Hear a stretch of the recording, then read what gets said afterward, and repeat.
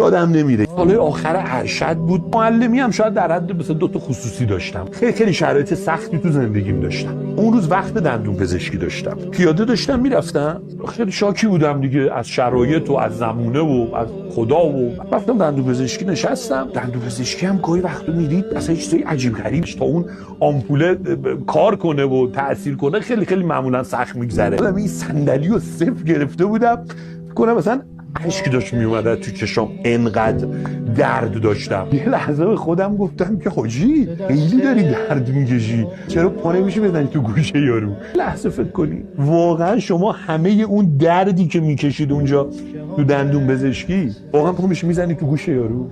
نمیزنی. چرا؟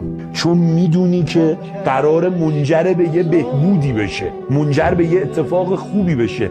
تو گوشش که نمیزنی هیچی، میری از منشی با التماس وقت بعدی رو میگیری. اومدم بیرون خیلی از خودم خجالت کشیدم. گفتم یعنی من به این بالایی، به دردی که بهم میده، به رنجی که بهم میده، شرایط سختی که برام ایجاد کرده، یعنی من اینقدر پستم که به این اندازه دندون پزشکی اعتماد ندارم. خب این درد هم یه فلسفه‌ای داره. اگه یاد بگیریم همون قدری که به آدما، یه پزشک به یه دندون پزشک ایمان داری، مزارم به اون ایمان داشته باشی، بعد اون وقت بابت دردی که داده باید ازش تشکر کنی.